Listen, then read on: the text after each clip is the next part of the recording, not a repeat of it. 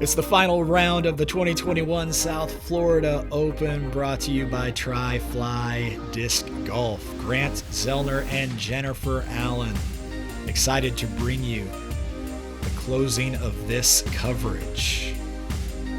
Coverage created by Gatekeeper Media, by the way. Here we are in the Fort Lauderdale area of Florida.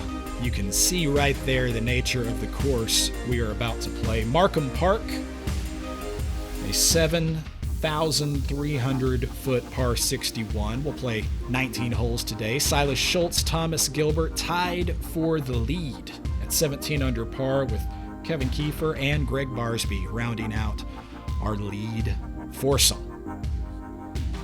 Yeah, and that was interesting to see. Gregg started this tournament so hot, and then just kind of, we have those rough rounds. So I'm curious to see if he can get back in there and hit all those circle two putts like he was hitting round one. No doubt about it. Here we are, 336 feet, a par 3 to open our round, playing to the Green Prodigy baskets this afternoon. And that's Silas with the box. Yeah, and he had a wonderful round, I want to say yesterday. That second round. He was playing very consistent. And let's see him taking on that out-of-bounds road and managing to squeeze that shot between the basket and the road. It's a great shot to open your round. Yeah, I was going to say that's what you want on your very first hole. Come out there just like you left it off. I love opening holes like this, Jen, because they provide a bit of a challenge, but they kind of let you get the disc out of your hand. You don't have to hit a gap right in front of the box. You can. No, you want that first hole or two that you can just kind of open up. Your accuracy doesn't have to be just on point yet. You still have a challenge, though, as we can see our players. I mean, at just 336 feet, it's still tough to get right up to that circle one area. So yeah, it's got to hold the line for sure. Best of both worlds here, as Kevin. A lot of baskets everywhere. Yeah, it goes a little more I was inside. kind of surprised that basket wasn't covered over there. I guess that. Yeah, this course has two different baskets for each hole, and they're sort of different manufacturers, so they're obviously, you can really tell which target you're going for. You hope you don't ace on the wrong one. Yeah, no black aces. I actually did that to start a tournament, or not to start a tournament, the last round at the last event of the year I played. You black aced? Yeah, there was a bag on it, though, so it bounced out thinking. Oh, congratulations to you for that, and congratulations to Kevin for nailing that circle two putt to start his round. Such a great putter.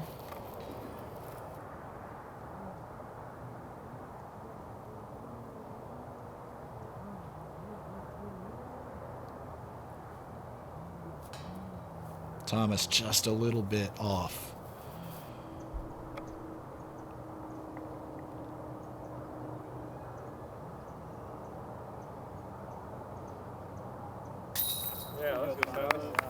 So Silas takes the outright lead after one.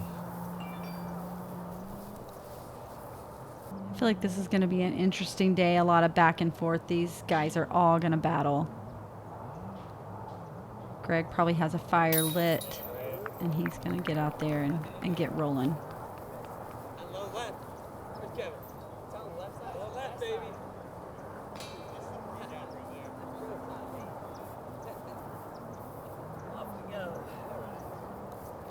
Now, if you thought this whole round would be out in the open, you'd be sorely mistaken. This course plays into and out of the woods. Hole number 2, 280 feet, a par 3. It finishes a lot more to the left than you probably think. So many tiny branches to hit there.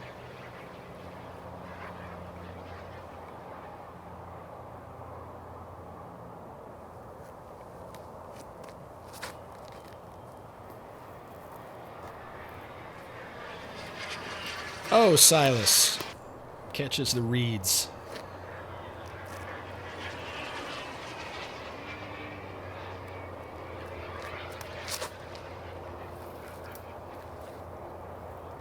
Yeah. Oh my gosh.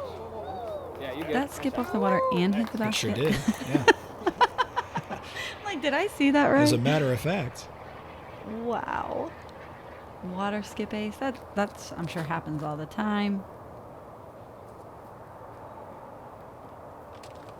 Just a little long, but sneaks it right through there. But you saw how much hyzer Gregg put on that and still only managed to land the disc between the water and the basket. So this Right. this whole place. I'm assuming there's not a line, a high hyzer line, but if there is, I'm sure Thomas is going to do it because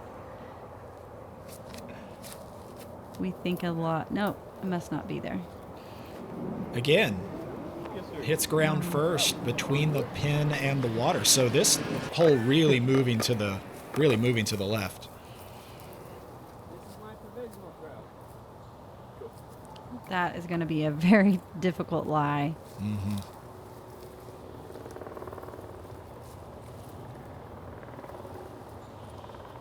No run up. Having to cut it so hard.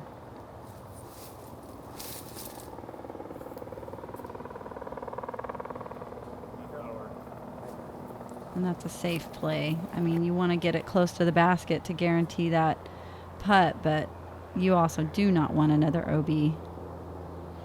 Looking right into the water to try to save bogey. Yeah. It's intimidating. For sure. And sometimes, off the tee like that, he just took the lead. That pressure, that excitement, maybe more than pressure on something like that. And it just, your timing and your line's off just a hair, and unfortunate things like that unfold.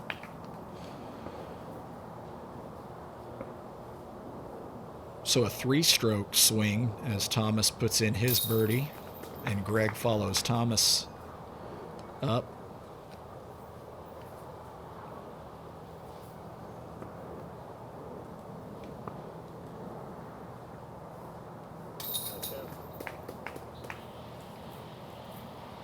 This is gonna be a race. Hole 3, 242 feet. A relatively straightforward, at least it would seem, par 3. I don't know. There's still a lot of Look stuff at there. That is so guarded. They're in a jungle. You can get to circle's edge easy enough, but getting any closer than that, whew.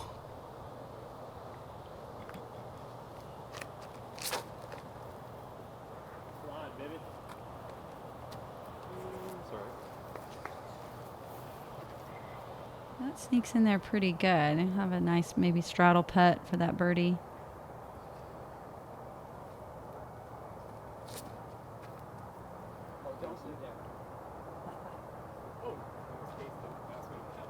Gregg finds a magic window somewhere over there to the left and manages to put his drive pin high.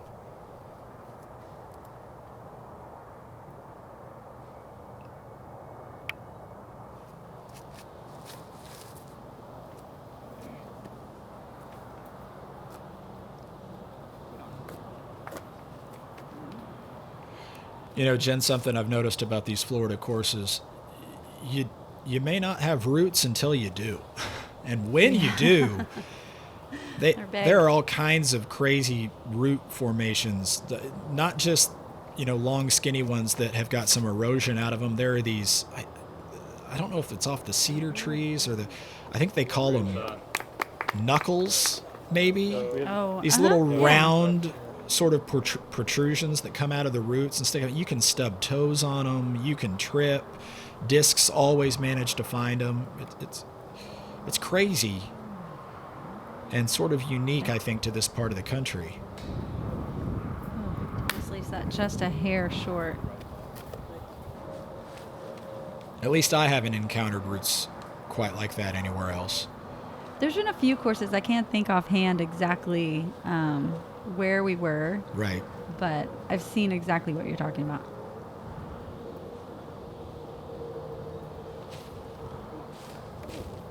Oh, and sometimes those fun little window putts really help you dial in. I kind of thought that was in.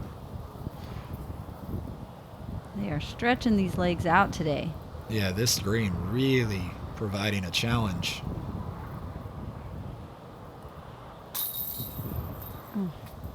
Yeah, when you're 10, 15 feet away from the basket and there's still stuff in your way, that's a hard green for sure.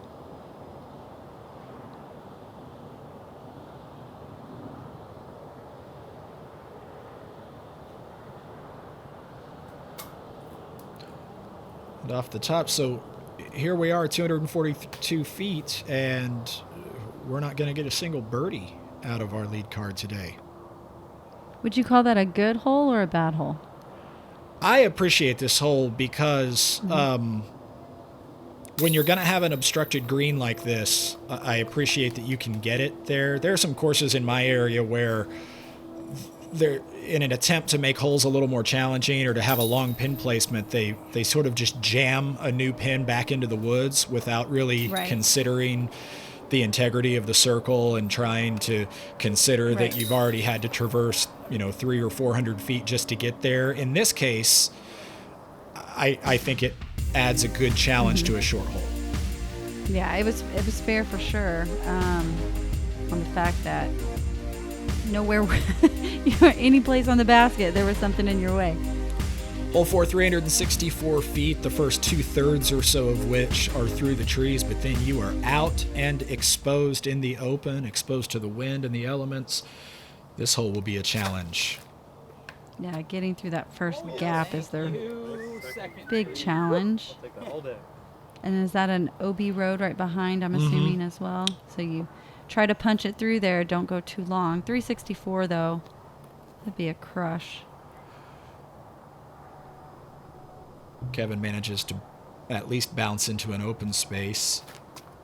Gregg trying. Oh, it's that far away from parking this hole.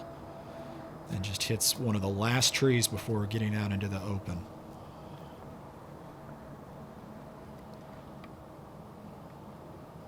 I thought their first round had a lot of stuff in the way. This one, these are some tight lines. Thomas, I think, hit the same tree Gregg did, but bounced off in the other direction. We'll have to wait and see what he has to try to get close to the pin. So Silas can use this as an advantage. You're the last on the box. You had a bad hole prior. Get out there clean, maybe gain that at least one stroke back. And he is so good with hitting that straight line. Oh, boy, he was Still that far away from being clean. Yeah, that's his shot. If there was someone that was going to do it, I thought he was going to throw one right up the middle.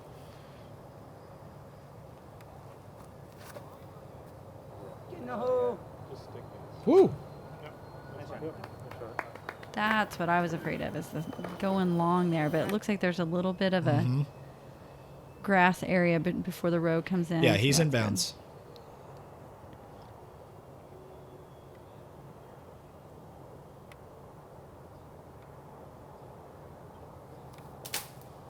And those long arms, he's just trying not to break a hand.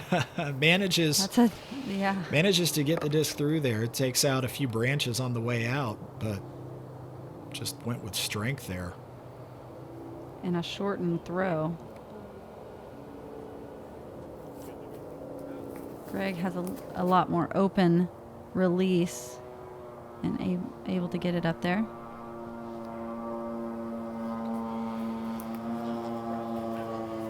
Silas, that happens to me a lot when I try to throw a sidearm without any body rotation at all because maybe my stance restricts it. Then I end up Locks it up. Yeah, I end up sort of over rotating. Oh, what a great putt by Thomas. Yeah, that's a huge putt. So huge, we'll back it up. Yeah. Big. Right in the heart of it. Yeah. Big par save. Big exhale. Walk away.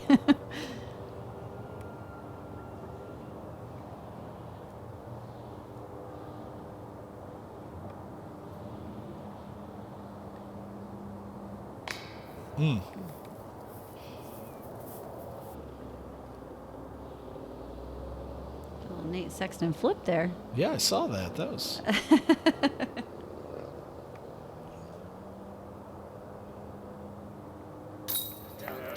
Manages to save his par.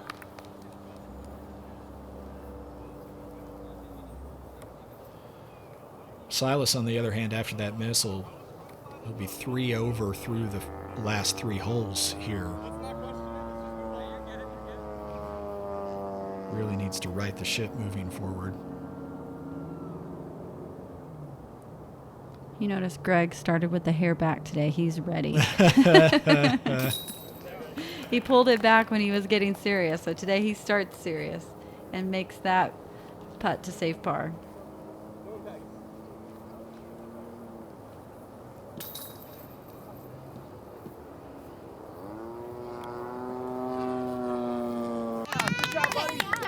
I can't believe it. You're up next.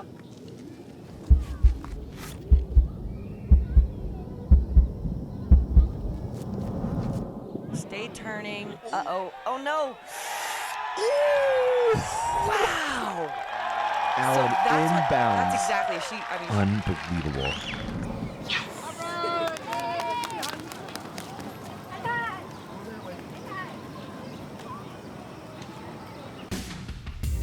I'm going to go ahead and say it. We have the cutest kids in this most recent round of PDGA videos. No doubt about that at all. This ad campaign was so much fun to work on. Hole 5, 249 feet, back out in the open. Must feel good for these players to go ahead and... Yeah, a lot easier than their last short hole. Try to right the ship. Nobody has birdied in at least 2 holes.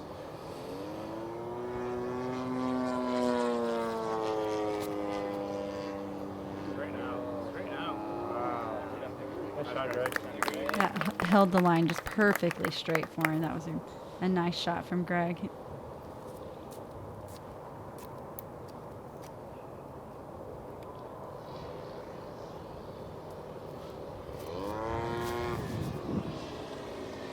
So what do you think? Forehand, backhand, what would you do? On this hole, I'm going to go backhand. My forehand is more of a utility shot personally. I've only got probably 270 reliably on my forehand. I've got kind of a goofy shoulder. I'm thrilled to have that out of a forehand, honestly. Mm-hmm. So I'm probably going backhand here. I like both shots are there for sure. Mm-hmm, they are. The forehand shot, flipping up and riding straight, looked good. Ooh, almost gets 2 in a row. That one would have been for birdie too. That would have been a really, really nice opportunity to extend his lead.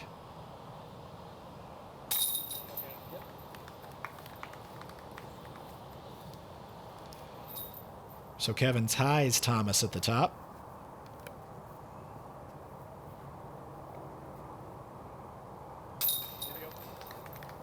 Couple of close drives there. Look at those CTPs.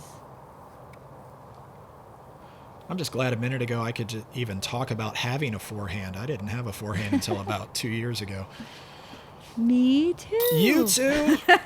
You heard it here first. I'm as good as Jennifer Allen. No, yours is better. I'm still working on that. 150 to 200 is my go-to. Our players move on to hole number 6, 380. Out of bounds road down the left. A perfect line of trees.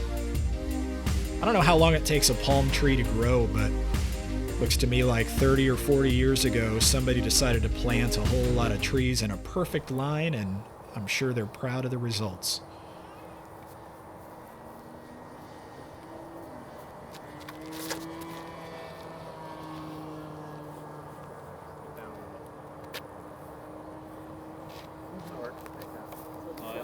That'll work.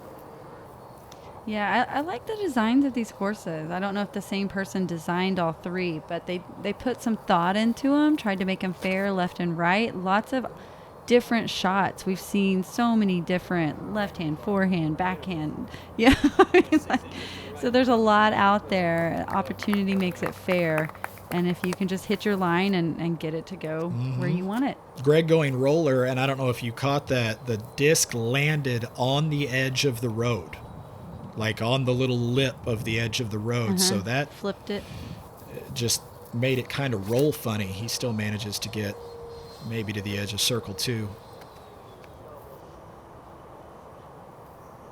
Silas. I like this big air shot, big turnover. Yeah, Silas overturns that a little bit.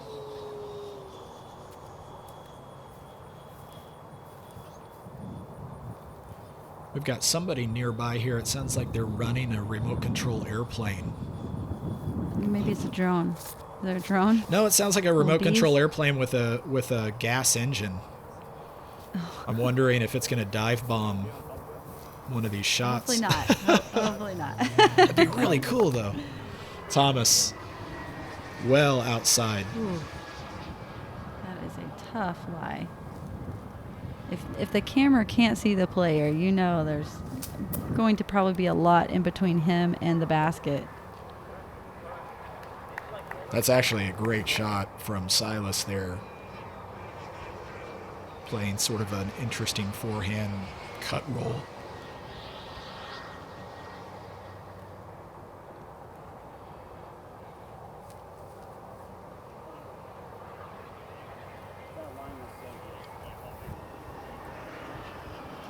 Just a lot of guarded baskets here.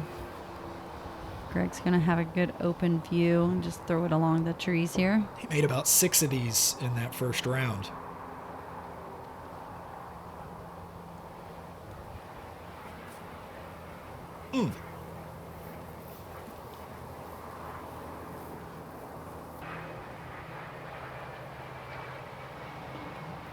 Kevin's a great putter. Is he going to get the only birdie? That's his drive, correct? Yeah, that was his drive. Flashes out.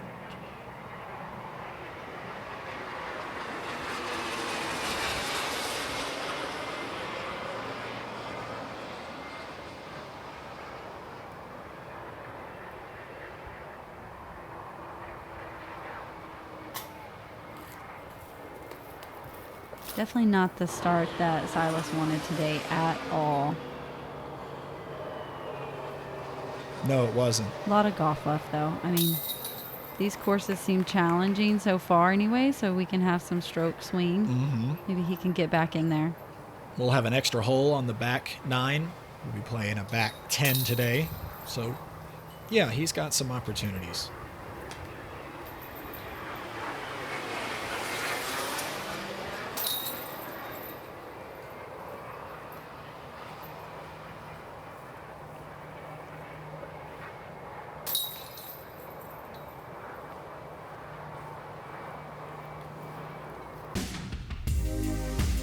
Hole 7 measures 316 feet.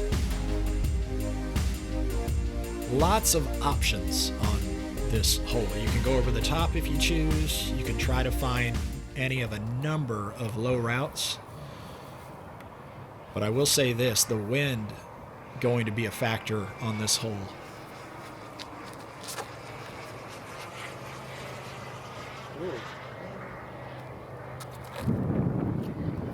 Gets most of the way down there. Gonna have a look at it.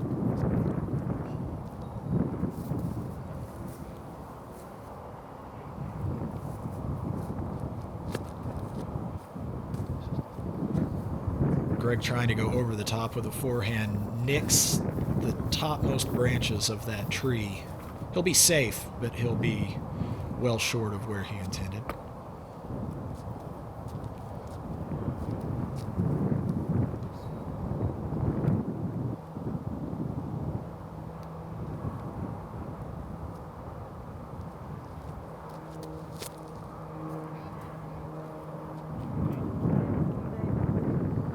Thomas seemed to make the correction off of Gregg's line, got his shot a little bit higher, but then I think the wind kept it from finishing the way he hoped.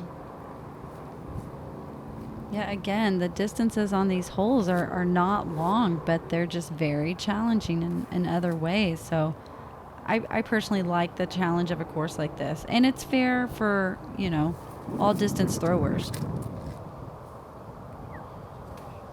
meaning shorter distance throwers. Sorry, I guess I Right. should be a little bit more. So pretty fair course. I'm with you. Silas tries going over the top. Comes up well short. Now Gregg. Using the tree line as a bit of a backstop.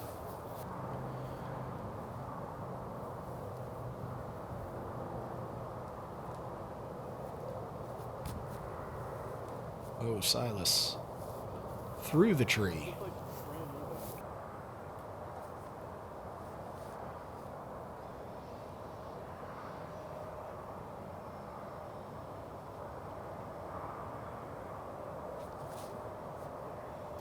Oh my God. Good run, Ken. So another difficult short hole with no birdies.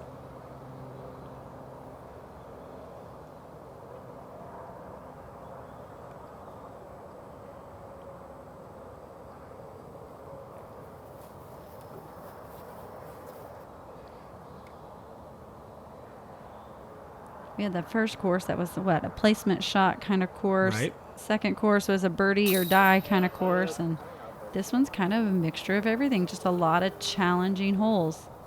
Not so much placement though yet. Right. Just challenging greens, and ways to get to the basket. Barsby gets back in there. Yeah, he's no more than 15, maybe 18 from the basket, but a challenging 18 it is.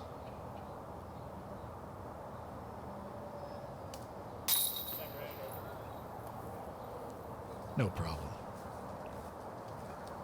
And that's a hard putt. You have to hit these prodigy baskets pretty hard. So not only do you trying to get out of there, but get enough to stay in the basket. Do you adjust your putting at all from basket style to basket style? You kind of have to. A lot of these baskets do play differently. So, you know, your sweet spot does move around on them a little bit. And you know, the prodigy baskets, there's a lot of chains. So you do have to hit them pretty hard. So I think you do, in the back of your mind, have to have a little notepad on how to hit each of these. Hole 8's pretty diabolical for 325 feet. As you play over that marshy area, you may have noticed 2 trees on either side of the decking. Those trees playing as mandos. Oh yeah, that's good. I think the shot is just to slide it along the bridge. You know what? If you can do it, go for it. Gregg makes the mando. Off the tree, off the walkway, around the mando tree. To the prodigy basket he goes. Uh-huh. That's like a nursery rhyme or something. Isn't it Christmas, or we're still in the Christmas holiday mood? Oh, Get in. Yeah. Thomas, his verse was a lot shorter. It was just throw at the basket, get to the basket. Get out of here. Give me a birdie. That's what they're saying. Let's get to a hole. I want a birdie. Yeah. Silas, I feel like really needed that. He did, for sure. He needs to get something going quick.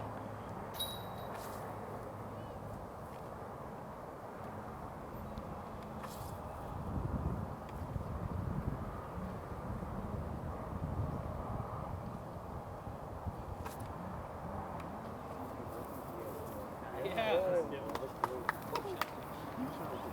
Nice shot, Kev.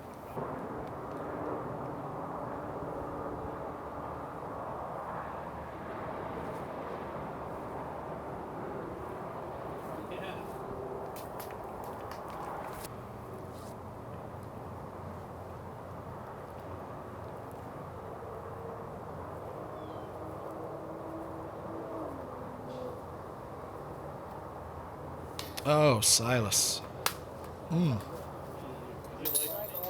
They just fixed it. So it used to be that like if you were just like a B tier team, and you won a bunch of B tiers, you didn't see me over somebody who got They do it.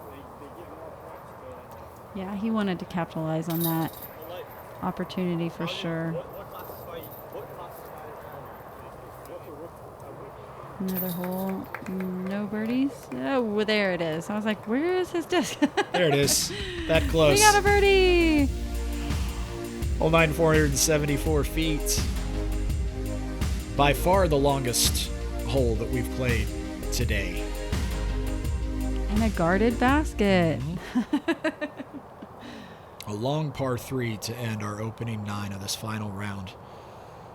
Definitely. We had a lot of those kind of half par 4s on that first round. This one, I feel like on the other rounds would have been a par 4, right? It might have been at one of our 2 companion courses.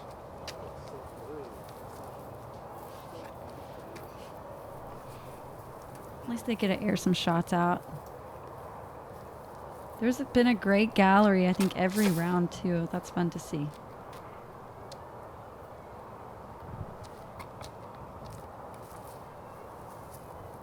"28 players made up the MPO field, by the way.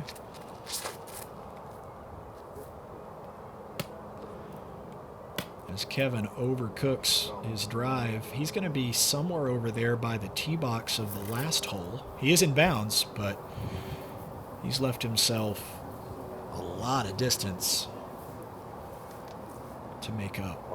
Over by the other tee area. You can tell the wind's picking up on him right there. Greg's like, thanks. Where'd that come from? Sometimes you can use that wind as your advantage, though. It just depends on the angle that disc needs to come out on and where it's coming from.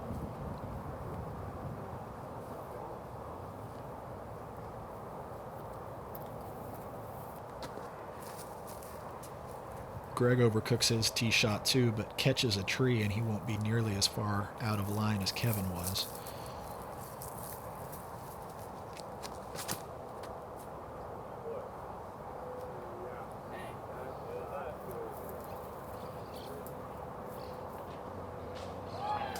Silas. That's what he needed. Yeah, That was a nearly. beautiful line. Cleared all the trees and knifed it in there.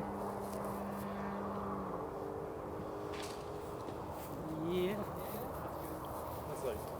Thomas puts it to about 25.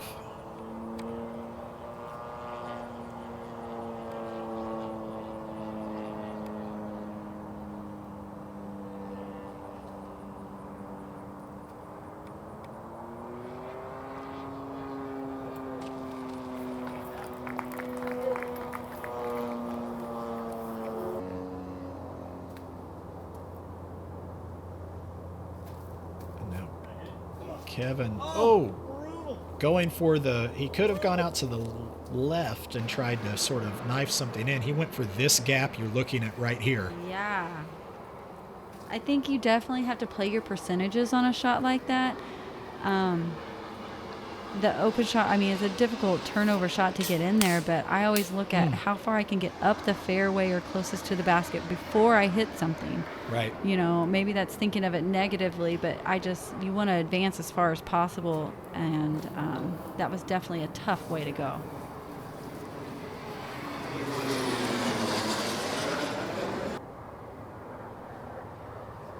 Yeah, I think maybe from where he was probably looking at a circle's edge putt either way.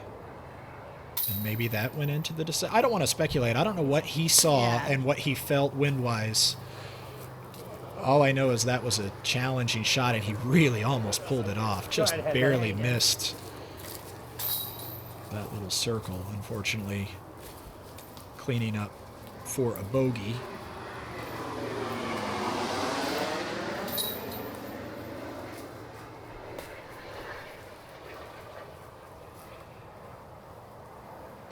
As the rest of our players clean up with very little separation in this foursome, the back 10 is going to be an exciting conclusion to this tournament, for sure.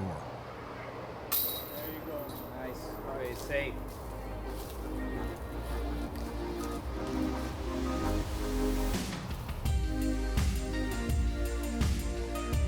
Silas falling back just a little bit, 2 over par for his opening 9, but still very much in contention. Everybody within 3 strokes heading into the final 10. Our lead foursome remains our lead foursome. Likely our victor to come from this group as we return shortly here on YouTube with the final half of the final round of the 2021 South Florida Open.